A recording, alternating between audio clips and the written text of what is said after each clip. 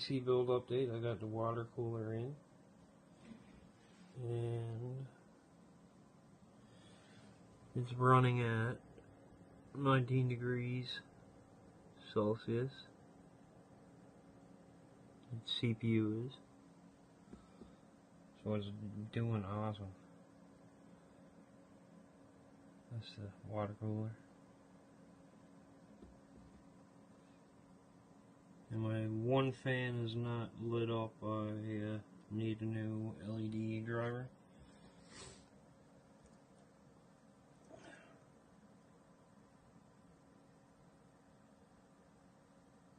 And that's it.